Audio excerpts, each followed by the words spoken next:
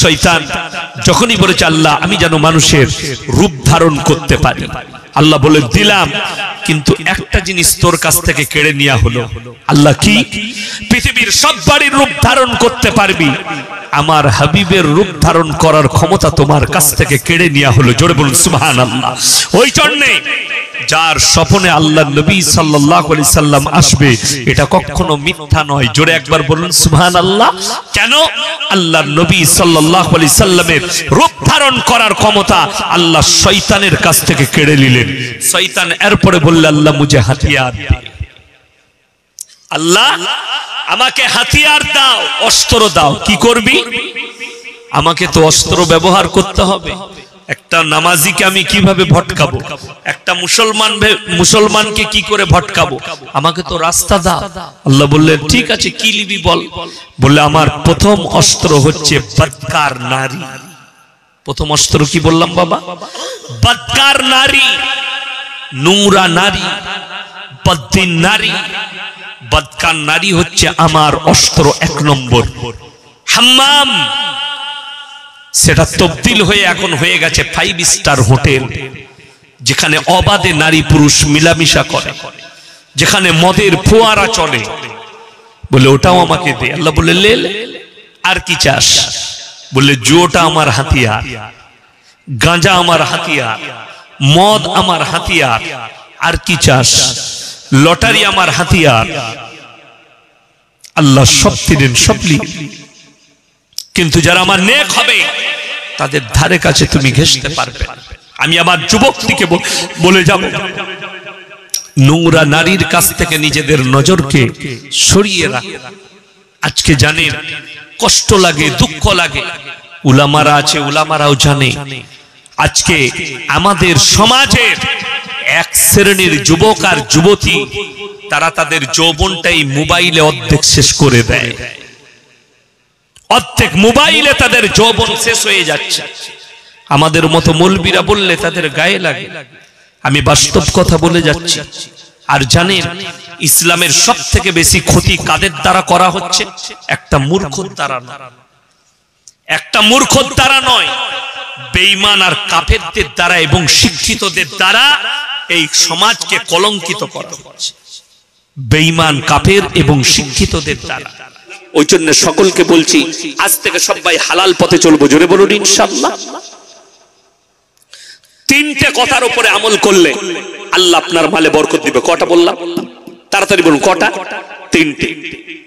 وآت ذا القربى حقه والمسكين وابن السبيل ولا تبذر تبذيرا إن المبذرين كانوا إخوان الشياطين وكان الشيطان لربه كفورا। হে আমার বিশ্ব নবী, পৃথিবীর মানুষকে বলো وآت ذا القربى, সবথেকে প্রথমে তোমাদের কাছের গরিবের যাদিকে মাল দিয়েছি তারা তোমরা কাছের গরিবের খেয়াল রাখবে। ওয়ালিয়াতামা ওয়াল মাসাকিন, তারপরে দেখবে তোমরা এতিম আর মিসকিন কোথায় আছে। আবনাস সাবিলি ওয়ালা তুবাদদির তাবদীরা, তারপরে তোমরা খোঁজ নাও তোমার গ্রামে তোমার কাছেতে মুসাফির এলে তাদের সঙ্গে এই তিনজনের সঙ্গে তোমরা ভালো ব্যবহার করবে। আমার আল্লাহ রাব্বুল আলামিন এই তিনজনের যারা খেয়াল রাখবে আল্লাহ তাদের মালেতে কারবারে আল্লাহ বরকত দেবে। জোরে বলুন সুবহানাল্লাহ। আজকের এই মজলিসে সবথেকে বড় মুসাফির কে বাবা? কথা বলেন। আমি 171 কিলোমিটার রাস্তা এসেছি আমার বাড়ি থেকে। 100 পাক্কা 171 নেটে দেখে এলাম। আমার ভাই আমি হচ্ছে মুসাফির। আল্লাহ কোরআনে বললেন মুসাফিরের সঙ্গে তোমরা খারাপ ব্যবহার করো না। আর মুসাফির হাত তুলে দিলে দোয়া করলে আল্লাহ সেই দোয়াকে কারেন্টের মতো বিদ্যুতের গতিতে কবুল করে নেয়। জোরে বলুন সুবহানাল্লাহ। আমার ভাই যাদেরকে আল্লাহ মাল দিয়েছে, কিয়ামতের দিনে নবীর হাদিস জাকিরা গচ্ছিত সম্পদ। কিয়ামতের দিনে মানুষ এক শ্রেণীর মানুষ কাঁদবে যারা দান থেকে নিজের হাতকে গুটিয়ে নিয়েছে, আল্লাহর রাস্তায় খরচ থেকে নিজেদেরকে গুটিয়ে নিয়েছে। কিয়ামতের দিনে তারা কাঁদবে খালি কি বলে জানেন? যে আমি যদি আরো কিছু দান করে আসতাম গরিবের পেছনে, আমি যদি দিনের রাস্তায় খরচ করতাম তো আজকে আমার কত মঙ্গল হতো, আমার জন্য কত লাভের হতো। কোরআনে আছে ইন্নাশ শাইতানা লিল ইনসানি আদুব্বুম মুবিন, শয়তান হচ্ছে মানুষের প্রকাশ্য দুশমন। শয়তান কার দুশমন বাবা? মানুষের প্রকাশ্য দুশমন। আমাদের দেশে দুটো টাকা হয়েছে, দুটো পয়সা করে হজ করতে যাচ্ছে, খালি এয়ারপোর্টে সালামু আলাইকুম, হজ করতে চললাম, দোয়া করবেন। তোর হজই হবে না, তুই তো সেলফি হাজি। হজ কাকে বলো শোনো, কেউ জানতে পারবে না। তুমি কাবা ঘরে নামা মাত্র, যখন নামাজ, কাবা ঘর হচ্ছে ইবাদতের জায়গা, 1 রাকাত নামাজ যদি কাবা ঘরে কেউ পড়ে, 1 লাখ রাকাত নামাজ নেকি তার নামায় আমলে দেওয়া হয়। জোরে বলুন সুবহানাল্লাহ। কেউ যদি মদিনায় 1 ওয়াক্তের 1 রাকাত নামাজ পড়ে, তার নামায় আমলে 50,000 রাকাতের নেকি লেখা হয়। আমার ভাই, নবীজি সাল্লাল্লাহু আলাইহি সাল্লামের রওজা মুবারক যারা জিয়ারত করবে আর বলবে আল্লাহ, যখন দরুদ পাঠ করবে, আমার নবীজি বলবেন ওগো আল্লাহ, যারা আমার উপরে দরুদ পাঠ করেছে তুমি তাদের মাগফিরাত করে দাও, তখন তুমি মাসুম হয়ে যাবে। জোরে বলুন সুবহানাল্লাহ। আর তুমি যদি রওজার সামনে গিয়ে জিয়ারত করা বাদ দিয়ে ফটো তুলে, বাহ ভিডিও কল করেছে বেটাকে, একদম দাঁড়িয়ে আছিস সামনে নবীজির কবরটা, তোর নাম সেলফি হাজি। বড় কষ্ট লাগে না? সেলফি হাজি হবেন না। কেউ কি যদি হজের ময়দানে দেখতে পান কোন বেঈমানকে, দিয়ে আপনি মনে করলে নিয়ে মুমিন হয়ে গেছে, কখনো ভাববেন। বুঝতে পেরেছেন না পারেননি আমার কথা? কিছুদিন আগে দেখলাম অনেক ছেলেরা শেয়ার করেছে, শাহরুখ খান নাকি উমরা করতে গেছে, ফটো ছেড়েছে অনেক ছেলেরা। আমাকে একজন হোয়াটসঅ্যাপে পাঠিয়েছে, তারই ভক্ত বুঝতে পারলাম। পরবর্তীতে সে আমি দুটো কথা বলার কারণে ডিলিট করে দিয়েছি। ফটো পাঠিয়েছে, দেখো তুমি এর বিরুদ্ধে বলো এই মুসলমান নয়, উমরা করতে গেছে। আমি বলবো এর নাম সেলফি হাজি। কি হাজি বললাম? সেলফি হাজি। এখন তো বেশিরভাগ সেলফি হাজি আছে, ভালো হাজি খুব কম। সেলফি হাজি মানে কি? মক্কায় যাচ্ছে আর ফটো তুলছে আর ছাড়ছে। মক্কা কাবা ঘর আল্লাহর ঘর। শুনে দেন, কারি তৈয়ব সাহেব রহমাতুল্লাহ আলাইহি নব্বারাল্লাহু মারকাদা, আল্লাহ তিনার কবরকে নূরে ভরে দেখ। জোরে বলো আল্লাহুম্মা আমিন। তিনি কি বলেছে জানেন? কাবে পে পড়ি জব পহলি নজর, দুনিয়া क्या चीज है भूल गए। যারা আল্লাহর ভয়ে, আল্লাহর মহব্বতে কাবা ঘরে পা রাখবে, কাবা ঘরটা দেখা মাত্র দুনিয়ার সব জিনিস ভুলে যাবে আর চোখ দিয়ে দরদর করে পানি পড়বে। কেন? ওই জায়গায় গিয়ে, এমন একটা জায়গা, আপনারা শুনেছেন দেওবন্দের কোন উস্তাদ উমরা করতে গেছে, পেপারে কিংবা মোবাইলে দেখেছেন আপনারা? কথা বলে না কেন? দেখেননি?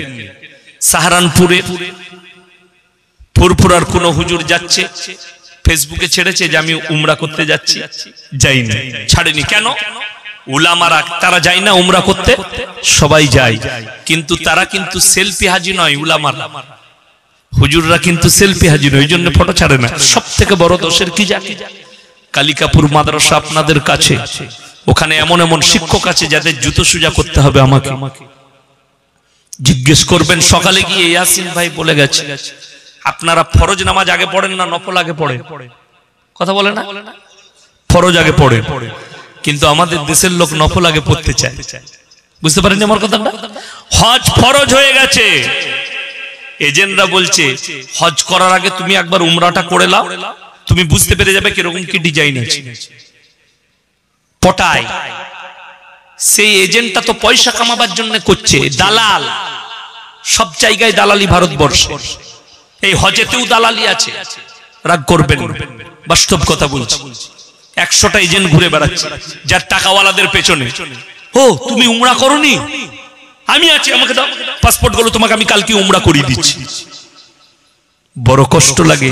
এবার তাকে জিজ্ঞেস করলি যে তুমি এত টাকার মালিক, তোমার তো হজ ফরজ হয়ে গেছে, তুমি ফরজ হজ করনি, আগে ফরজ হজ করো। আগে ফরজ পড়বে না নফল পড়বে? ই বলছে আগে নফল পড় তারপরে ফরজ পড়বি। তো সেই ঝাঁটা খাবে না? খাবে না। যাদের হজ ফরজ হয়ে গেছে তাদের উমরায় যাওয়া আর শিলিগুড়ি, দার্জিলিং আর দীঘাতে ঘোরা দুটোই সমান। লিখেলেন, কাগজটাকে নোট করুন, কালকে কোনো মুক্তিকে জিজ্ঞেস করবেন, আমি বলে যাচ্ছি। উমরা করতে যাবে, তোমার হজ ফরজ হয়ে দাঁড়িয়ে আছে, আগে ফরজ হজ করো, তারপরে 100 বার উমরা করবে। বড় কষ্ট লাগে। যারা হজ করতে যায় তারা কে জানে? বিশ্বাস করুন আমি বাস্তব কথা বলে যাচ্ছি। আপনারা আমাকে কি ভাবছেন জানি না। আমাকে যদি এখন, আমি ফরজ হজ করিনি, আমি যখনই হজ করতে যাব, আমাকে যদি এখন কেউ জিজ্ঞেস করে হজের সব নিয়মগুলো একটু বলে দেন, আমি বলছি আমি জানি না। বিশ্বাস করুন, আমি একদম সত্য কথা বলছি, আমি জানি না। আমি জানি না। কেন? কিতাব পড়ার প্র্যাকটিক্যালটা বহুত পার্থক্য আছে। প্র্যাকটিক্যালটা বহুত পার্থক্য আছে। ওই জন্য বাবা, আপনি ট্রেনিং নেন, সব শিখে যাবে, কিন্তু ফরজ আগে করবেন। যেমন আমি বলে দিই, আমাদের দেশের লোক এত দুর্বল। আপনাদের এখানে জানাজার নামাজ হয় না? মানুষ মরে গেলে এলান করলে জোহরের পরে জানাজা, এলান হয়ে গেল, জোহরের পরে জানাজার নামাজ। কিন্তু দুঃখ কি জানেন? জোহরের নামাজের পরে জানাজা হবে, মসজিদে উজু করে মুসল্লিরা বসে নামাজ পড়বে।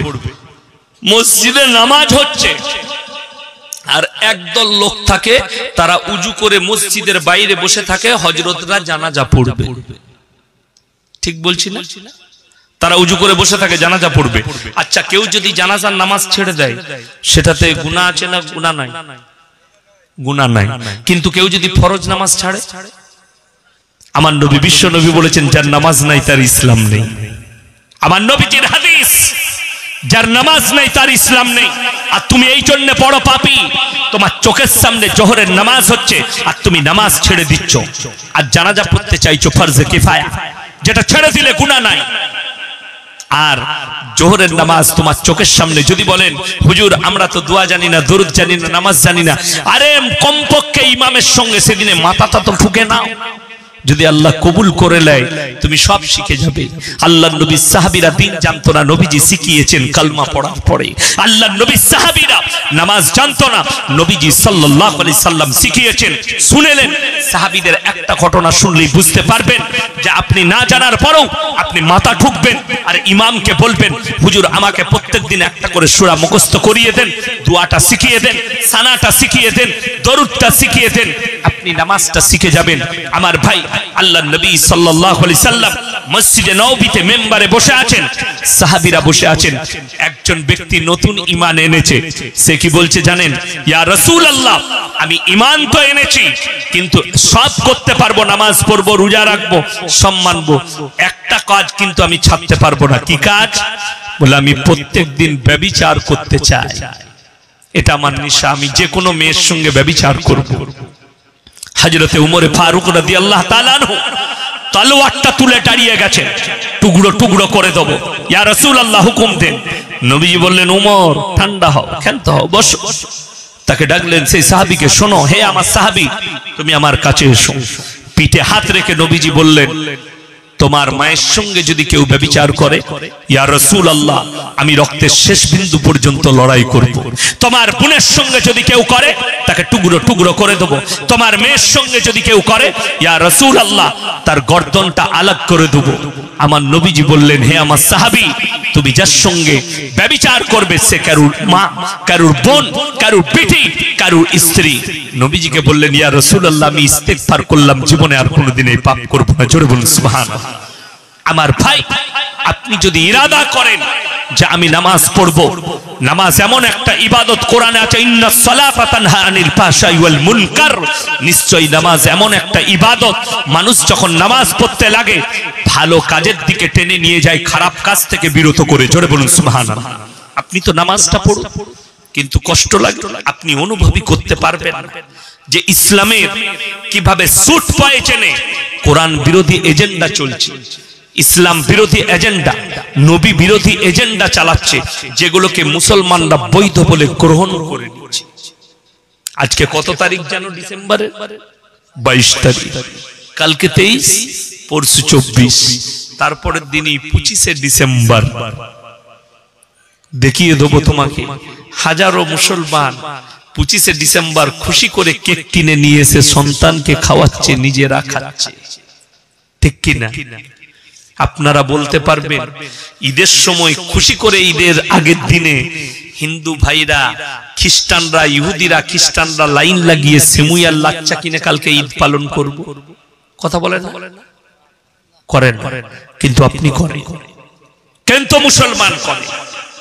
ডিসেম্বর শেষ হবে, পহেলা জানুয়ারি হাজারো মুসলমান যুবক তারা পিকনিক করতে যায়, যায় না? কথা বলুন, আপনাদের দেশে যুবকরা করে না? পিকনিক করে, পহেলা জানুয়ারি ফিস্ট করে। কোথা থেকে পেলে? একবার তুমি তোমার ইমামকে জিজ্ঞেস করলে না যে ইসলামে পিকনিক আছে কিনা? পহেলা জানুয়ারি আমার কিনা? 25শে ডিসেম্বর আমার কিনা? আপনি কালকে কত তারিখ বললাম? আজকে 22, কালকে 23। কালকে কেক কিনে খান, অসুবিধা। পরশু কিনে খান, 24 তারিখে অসুবিধা নাই। 26 তারিখে খান, অসুবিধা নেই। 25শে ডিসেম্বর এক চুনাও কেক কিনবো না। জোরে বলুন ইনশাআল্লাহ। কেন? কোরআনে আছে গায়রিল মাগযুবি আলাইহিম ওয়ালাদ-দাল্লিন। মাগযুম মানে ইহুদি আর দাল্লিন মানে নাসারা। এই দুটো দলই পদভ্রষ্ট এবং এদের অনুসরণকারীরাও পদভ্রষ্ট হবে। আজকে আপনি ভাবতে পারেন মুসলমান আমাদের দেশের জানি না, কিন্তু আমাদের দেশেও আছে। পার্শ্ববর্তী দেশ বাংলাদেশ, বিশ্বকাপ জিতেছে আর্জেন্টিনা, ইহুদিদের দেশ। জানেন আপনারা আমাদের কলকাতায় 24 পরগনায় কত মেসির সাপোর্টার আছে? মেসিকে কার ভালো লাগে? হাত তুলেন তো। কেউ হাত তুলবেন না। ও তো আমি জানি ও গুড়ে বালি, তাই না? একজনও হাত তুলবে না, কিন্তু জানে আমি মেসিকে ভালোবাসি। যারা ভালোবাসো তারা শুনে নাও, মেসির শরীরে একটা টাট্টু করা আছে, দেখেছেন? কথা বলে টাট্টু নাই? ওই টাট্টুটা ভালো করে নজর করবে, জুম করে। ওটা হচ্ছে দাজ্জালের নিশানা। এক চোখ অন্ধ টাট্টু। ওরা দাজ্জালের প্রচার শুরু করেছে। শুধু তাই নয়, নেইমারের শরীরে ওই টাট্টুই করা আছে। এটা ইহুদিদের একটা প্রচার এজেন্ডা শুরু হয়েছে। দাজ্জালের প্রচার শুরু করে দাও টাট্টু একে। তাকে আপনি আপনার আইকন ভাবছেন। চোখের পানি পড়ে, আমাদের অন্তর কাঁদে যে আমাদের মতো মৌলবীদের পেছনে দাঁড়িয়ে নামাজ পড়ে, অথচ আমাদের বিরোধিতা করে। হারামখোর। আল্লাহর কসম করে বলছে কিয়ামতের দিনে ওই নেমক হারামের পাশে দাঁড়িয়ে তোমার কিয়ামত হবে। অত সোজা নয়। তুমি নেইমারকে ভালোবাসবে আর আমার মতো হুজুরের কাছে দোয়া নিবে, ঝাঁটা জুতো খাবে, আল্লাহর কসম করে বলছি। অত সোজা নয়।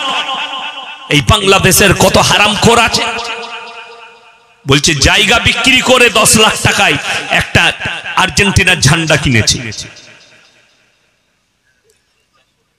400 কিলোমিটার ঝান্ডা 10 লাখ টাকায় কিনেছে, জায়গা বিক্রি করে। আর আমি চ্যালেঞ্জ ছুড়ে বলছি, এ 100% বেঈমান কাফের এবং একজনের জাহান্নাম আল্লাহ রেডি করে দিয়েছে। আজ থেকে 1400 বছর আগে আল্লাহর হাবিব সাল্লাল্লাহু আলাইহি সাল্লাম যে রূপ ছিল, সেই রূপ ধারণ করলো এই উলামারা। এদের চেহারা আপনাকে ভালো লাগেনি? এদের টুপিটা ভালো লাগলো না? এদের দাড়িটা ভালো লাগলো না? এদের পাঞ্জাবিটা ভালো লাগলো না? এদের নামাজটা ভালো লাগলো না? ভালো যদি লাগলো, ওই বেঈমান কাফেরদের মদের ফোয়ারা ছোড়াটা ভালো লাগলো? আপনি জানেন কাতার বিশ্বকাপ নজির গড়েছে। আরে লক্ষ্য করো, ওই বাচ্চা ছেলে যার পা দুটো নেই, তার কোরআনে তেলাওয়াত দিয়ে কাতারের বিশ্বকাপ উদ্বোধন হয়েছে।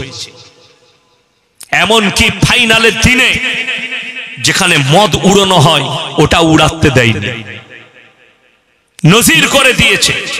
তারা দেখিয়েছে যে পয়সা ইনকাম ছাড়া, অশ্লীল কাজ ছাড়া কিভাবে পয়সা খরচ করে একটা খেলা পরিচালনা করতে হয়। জোরে বলুন সুবহানাল্লাহ। ইসলাম এটা পারে, এটা দেখিয়েছে। এটা দেখানোর জন্য কাতার বিশ্বকাপ করিয়েছে। যে শোনো, যারা ভাবছে যে খেলাতে একটু মজ মস্তি হবে, খেলাতে একটু বিনোদন হবে, বিনোদন হতে পারে, মনের খুশি হবে, চেহারার খুশি হবে, কখনো নোংরামির খুশি ইসলাম পছন্দ করে, কখনো মদের ফোয়ারা ইসলাম পছন্দ করেন। আজকে বহু বেঈমান কাফেররা যেতে পায়নি, ওই জন্য এজেন্ডা চালাচ্ছে কাতারের বিরুদ্ধে। এক শ্রেণীর মিডিয়া এজেন্ডা চালাচ্ছে কাতারের বিরুদ্ধে। যেহেতু তাদের নোংরামি হয়নি, সেখানে সমকামীকে স্বীকৃতি দেয়নি, সেখানে ব্যভিচারকে স্বীকৃতি দেয়নি, সেখানে নোংরা পোশাককে স্বীকৃতি দেয়নি। শুধু তাই নয়, আমাদের দেশে ঝামেলা চলছে না কি নিয়ে? আমাদের, আমি ওকে মুসলমান ভাবি না, আপনারা ভাবতে পারেন শাহরুখ খান নাকি নাম আছে একটা আর্টিস্ট, তার একটা ফিল্ম নিয়ে ঝামেলা শুরু করেছে। আমি মোবাইলে খবরে দেখছিলাম, মিডিয়ারা চালাচ্ছে, ভগওয়া কা অপমান কিয়া হ্যায়। যে মেয়েটা ডান্স করেছে নায়িকাটা, তাকে দেখলাম কাতারের বিশ্বকাপে, তার পোশাকটা দেখে, তাকে ঝাঁটা মেরে তাড়িয়ে দিত যদি ওই পোশাকটা ওখানে পরতো, ঠিক কি না? সেখানে কিন্তু হাতওয়ালা পোশাক পরতে হয়েছে, শরীর পা পর্যন্ত ঢাকতে হয়েছে, তবে তাকে বিশ্বকাপের ময়দানে কাপটা নিয়ে দাঁড়াতে দিয়েছে। শুধু তাই নয় আমার ভাই, পৃথিবীর যারা সুসভ্য মানুষ আছে, জ্ঞানী মানুষ আছে, তারা অবশ্যই জানে ইসলাম ইজ দ্য গ্রেট। ইসলাম হচ্ছে পৃথিবীর একটা সেফটি ধর্ম, চারিদিক দিয়ে সেফটি দিয়েছে। ইসলাম ইজ দ্য সেফটি, অন্য কোন জায়গায় সেফটি পাবেন না। ইসলাম মদকে স্বীকৃতি দেয়নি, ইসলাম নোংরামিকে স্বীকৃতি দেয়নি, ইসলাম গাঁজাকে স্বীকৃতি দেয়নি, ইসলাম নারীদিকে বাজার ঘোরার স্বীকৃতি দেয়নি, ইসলাম মেয়েদিকে বেপর্দা স্বীকৃতি দেয়নি। কোন মৌলবি আর কোন পৃথিবীর হুজুর, একটা ইমামও বলতে পারবে না মেয়েরা বেপর্দায় ঘুরলেও অসুবিধা নাই। শুনেছেন কোন হুজুরের মুখ থেকে? যদি শোনাতে পারেন তো জুতোর মালা পরবো। তা সামান্য যিনি ইমামতি করেন সেও বলতে পারবে না যে মেয়েরা যাই বা পোশাক পরলো। কেন? আল্লাহ যার মধ্যে এতটুকু ভয় দিয়েছে, আল্লাহ রবের ভয় দিয়েছে, সে কখনো চাইবে না যে পুরুষরা, যে যুবকরা একটা নোংরা পোশাক পরা মেয়েকে দেখে উদ্বুদ্ধ হয়, একটা বাজারে হাফ প্যান্ট পরা মেয়েকে দেখে, বিকিনি পরা মেয়েকে দেখে যারা নিজেদের চোখকে রাঙাও যে এত সুন্দর লাগছে, তো তুমি চিন্তা করো তোমার বোনকে যদি ওই বিকিনি পরানো হয় কেমন লাগবে? তুমি সহ্য করতে পারবে না, তখন বলবে আমার বোনকে গুলি করে মেরে দেবো। তখন তুমি তোমার বোনকে মার্ডার করতে চাইবে, তোমার মন মেনে নিবে না যে আমার বোন বিকিনি পরে রাস্তায় ঘুরুক। তো তোমাকে মনেতে এটা আনতে হবে, ইসলাম যে মেয়েটাই হোক, ইসলাম তাকে সম্মান দিয়েছে। আমি মুতালবা করি আর আমি এটাই রাখি যে আমাদের দেশে আমার কাছে আমার মায়ের ইজ্জত যতটা, আমার একটা হিন্দু মায়েরও ইজ্জত ততটা, আমার কাছে আমার বোনের ইজ্জত ততটা, আমার দেশের হিন্দু দলিত আদিবাসী মা বোনেরও ইজ্জত আমার কাছে ততটা। আমার ইজ্জতে শুনেলেন আমার নবী, বিশ্ব নবী, সকলে বলুন সাল্লাল্লাহু আলাইহি ওয়াসাল্লাম, নিজের মাথার পাগড়িটা খুলে হাতেম তায়ের বিটির মাথায় চাপিয়েছেন। নবী সাহাবীরা বলেছেন ইয়া রাসূলুল্লাহ, এটা মুশরিকের বিটি। আল্লাহর নবী আওয়াজ দিয়েছেন, হে আমার সাহাবীরা শোনো, আমি মেয়েদের মাথা ঢাকতে এসেছি, খুলতে আসিনি। জোরে বলুন সুবহানাল্লাহ। আমি কার মেয়ে জানি না, আমি মেয়েদের মাথা ঢাকতে এসেছি, আমি মেয়েদের মাথা খুলতে আসিনি, ইজ্জত খুলতে আসিনি, আমি ঢাকতে এসেছি। আমাকে আল্লাহ এই জন্য নারীদিকে ইজ্জত দেবার জন্য পাঠিয়েছেন। ওই জন্য আমরা চাই আমাদের দেশের আশ্রমে যে মেয়েগুলোকে ধর্ষণ করা হচ্ছে, ওই মাগুলো যেন সুরক্ষিত হয়। আজকে কষ্ট কোথায় জানেন? বুকটা ফেটে যায় যখন খবর দেখি আর পড়ি, গাড়িতে যেতে যেতে জলসা শেষ করার পরে গাড়িতে ঘুম আসে না। আপনারা মনে করেন এই মৌলবীরা জলসা করছে, এই মৌলবীরা মাদ্রাসায় পড়াচ্ছে, আর আপনাদের দান খয়রাতের টাকায় খাওয়া দাওয়া করে আমরা খালি নাক ফুলিয়ে ঘুমোই, চোখের পানি পড়ে, আপনাদের জন্য ঘুম আসে না। হায় হায় আমার কওমের কি হবে যখন দেখি সুপ্রিম কোর্টে হিজাব নিয়ে যুদ্ধ চলছে, সুপ্রিম কোর্টে কেস লড়তে হচ্ছে, অথচ সেই ভারতবর্ষে এই কলকাতার এয়ারপোর্ট আপনার চোখের সামনে, নেতাজি সুভাষচন্দ্র বসু ইন্টারন্যাশনাল এয়ারপোর্ট। আমি প্রায় হায়দ্রাবাদ কিছুদিন আগে গিয়েছিলাম প্রোগ্রামে, এয়ারপোর্টে চেপে গেছি। বোম্বাইয়ের এয়ারপোর্ট, হায়দ্রাবাদের ইন্টারন্যাশনাল এয়ারপোর্ট, দিল্লির এয়ারপোর্টে যদি যান, আমাদের দেশের এক শ্রেণীর নায়িকারা তারা উলঙ্গ পোশাক পরে প্রবেশ করে, তাদেরকে সুপ্রিম কোর্টে কেস লড়তে হয়। তার মানে আমাদের দেশে কোনো মেয়ে যদি ন্যাংটো ঘুরে বেড়ায় তাকে কেস লড়তে হবে না, অথচ কোনো মেয়ে যদি নিজের শরীরকে ইজ্জতকে ঢাকে তাকে সুপ্রিম কোর্টে কেস লড়তে হবে।